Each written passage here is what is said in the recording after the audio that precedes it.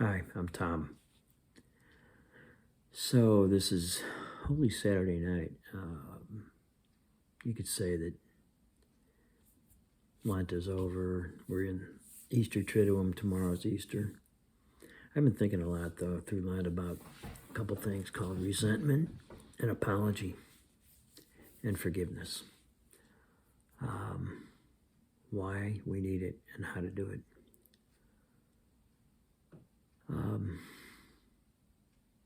Starting with resentment.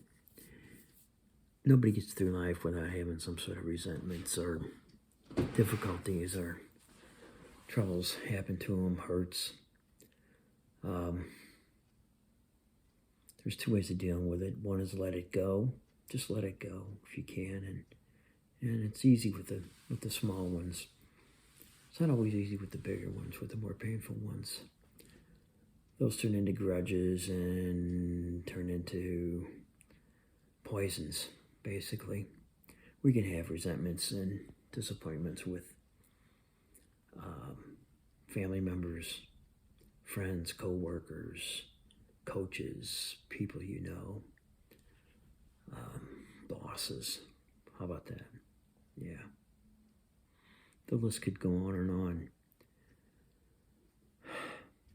They do just fester, though, if you don't do something about them. So what do you do about them? It's hard not to remember them. They come up. You think about it occasionally. It could come from nowhere, even if you've not thought about it for a long time. But they're still there, so they're not resolved. There's a lot of things people say. A plethora of platitudes I've heard. How about that? Plethora of platitudes. Suck it up, buttercup. Move on, move up, move out.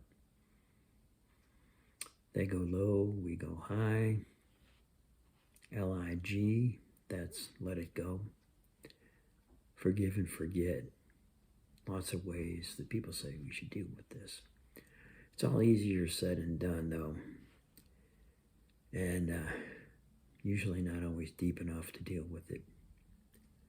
So what do we do? How does a person really forgive? Some say that first we must forgive ourselves. We've all done goofy things. I know I've done my dumb things in life and hurt people I love the most. And certain things I've said and are done or not done have caused pain and hurt. So what do you do about that? Well, apology can come on. I've had more than my fair share of opportunities to practice apologies. It's an essential step in healing the resentments and the pains. Two things you don't want to do when you apologize. You never want to use the word but. Like, I'm sorry, but. No, that's not an apology.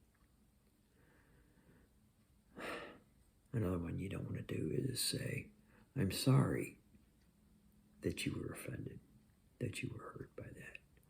This is not an apology. This just puts it on the other person and makes it worse, actually. Simply say, I'm sorry. You can name it. I'm sorry for this, or I'm sorry for that. But it doesn't really matter unless it comes from the heart. And apologies sometimes don't work. They may not be accepted.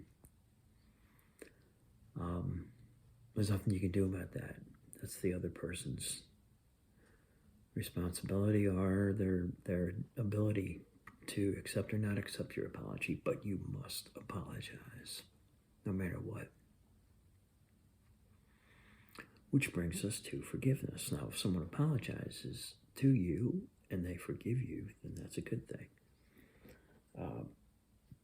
Or if you apologize to something, or they apologize to you and you forgive them, that's also a good thing.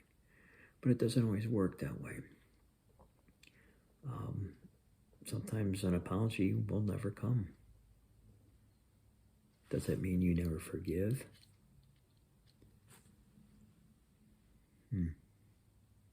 No, it doesn't. Jesus, of course, was the great forgiver. Ask Mary Magdalene, Thomas, Peter, Pharisees, even the Romans who put him on the cross, killed him. He was God, that was his job, you might say, but still, he taught us how to forgive. He taught us that we had to forgive, and he told us to just do it. Just forgive. And the forgiveness is not necessarily for the person that you are forgiving, but for yourself. Because by forgiving and giving yourself the opportunity to forgive someone for the hurts that they may have caused you, you're letting go of those resentments and pains. You're letting go of the righteousness, the indignation. It has to be from the heart. You have to say it, of course, that I forgive you. But again, it might not be accepted, just like an apology may not be accepted. But if you forgive it from your heart, if it comes from your heart, then that is the movement that you want to make. The words are the outward. The inward is from the heart. And it has to be truly what you feel. I don't believe forgive and forget really works very well. The pain and the hurt comes back. It's in your mind. I don't think the human being can really forget, but you can forgive.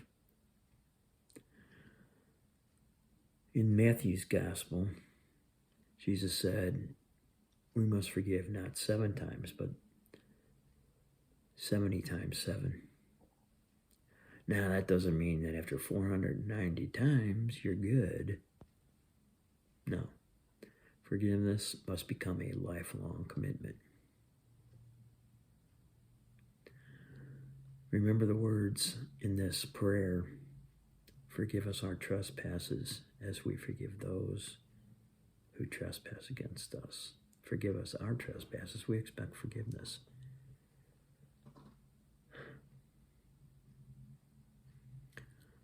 So here's an idea, tough one to deal with, maybe. If there's an apology or a forgiveness that needs to be happening in your life that you're either expecting or need to do, take a deep breath and be the first one to do it. Not easy. Not easy to take that step, but by taking that step, it may go a long way towards the true forgiveness and the true apology. So there you go. God bless you. Holy Saturday night. And good luck.